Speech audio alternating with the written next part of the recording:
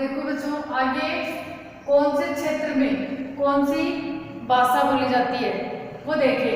बंगाल में बोली जाती है बंगाली। बंगाल में कौन सी भाषा बोली जाती है? बंगाली। असम में असमिया। असम में कौन सी भाषा बोली जाती है? असमिया।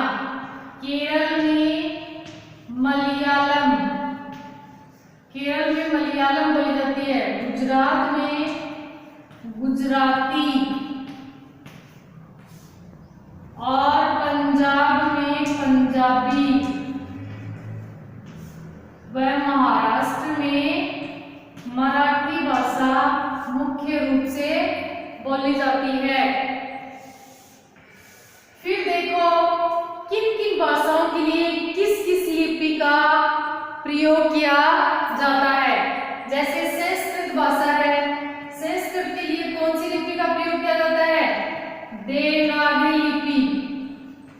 संस्कृत लिखने के लिए हम देवनागरी लिपि का अध्ययन करते हैं और हिंदी के लिए भी देवनागरी लिपि ही काम में ली जाती है। अंग्रेजी के लिए रोमन लिपि और जर्मन के लिए भी रोमन लिपि काम में ली जाती है। फिर है मराठी। मराठी भाषा के लिए भी देवनागरी लिपि का प्रयोग किया जाता है व बोडो के लिए भी देवनागरी लिपि का प्रयोग किया जाता है।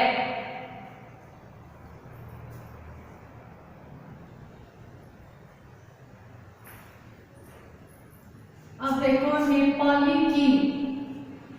भाषा की लिपि होगी देवनागरी लिपि।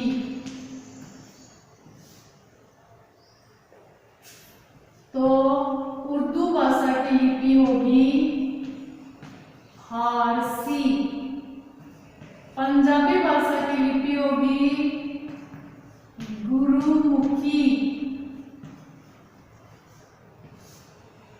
बंगाली की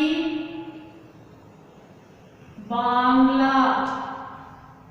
बंगाली भाषा की लिपि कौन सी होगी? बांग्ला लिपि। तमिल की तमिल और मलयालम की मलयालम लिपि होगी।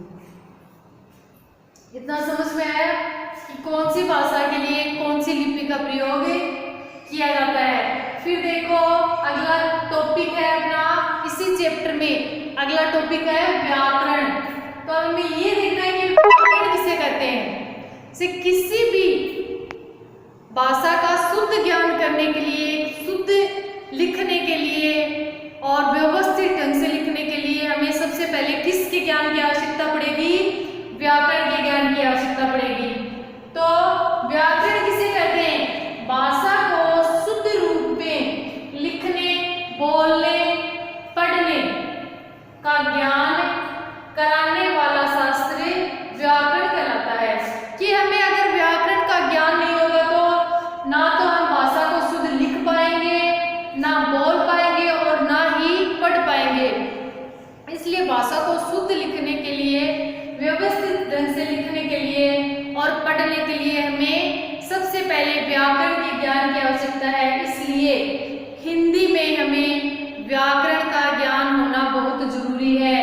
व्याकरण के अभाव में हम ना तो हिंदी भाषा को लिख सकते हैं और ना ही पढ़ सकते हैं और ना ही बोल सकते हैं। इसलिए हमें व्याकरण का ज्ञान बहुत जरूरी है। तो बच्चों ये अपना फर्स्ट चैप्टर जो है हिंदी व्याकरण में वो कंप्लीट हो चुका है। अब एक बार हम रिवीजन कर लेते हैं। इसमें क्या क्या पढ़ा हमने? सबसे पहले भाषा पढ़ी। भाषा किसे कहते हैं? अपने मन के विचारों को दूसरों तक प्रकट करने के लिए और दूसरों के विचारों को ग्रहण करने के लिए हम जिस साधन का प्रयोग करते हैं उसे क्या कहते हैं? भाषा कहते हैं। तो और भाषा के कितने रूप पढ़े हमने? 2 रूप। कौन कौन से? मौखिक और लिखित। मौखिक रूप में बोलकर और मुख से बोलकर और सुनकर जो काम किया जाता है वो मौखिक भाषा होती है, और जिसमें लिखकर शुद्ध भाषा होती है। फिर हमने लिपियां पढ़ी। लिपि किसे कहते हैं? भाषा लिखने की विधि को लिपि कहते हैं, कि हम किस तरीके से भाषा लिख रहे हैं। तो वो हमने अलग अलग क्षेत्र के लिए अलग अलग भाषा देखी, अलग अलग भाषा के लिए अलग अलग लिपि का प्रयोग कैसे करते हैं, किस प्रकार करते हैं, कौन सी लिपि के लिए कौन सी भाषा के लिए कौन सी लिपि होगी, इस सब का हमने अध्ययन कर लिया है। फिर व्याकरण के अभाव में हम ना तो भाषा को शुद्ध लिख सकते हैं, ना व्यवस्थित लिख सकते हैं, ना पढ़ सकते हैं और ना ही बोल सकते हैं। इसलिए हमारे जीवन में व्याकरण का बहुत अधिक महत्व है। अगर हमें किसी से वार्तालाप करनी है तो हमें सबसे पहले व्याकरण और व्याकरण से जुड़ी जानकारी बहुत आवश्यक है। इसलिए हमें हिंदी का ज्ञान ग्रहण करने के लिए सबसे पहले व्याकरण का ज्ञान प्राप्त करना होगा। Thank you.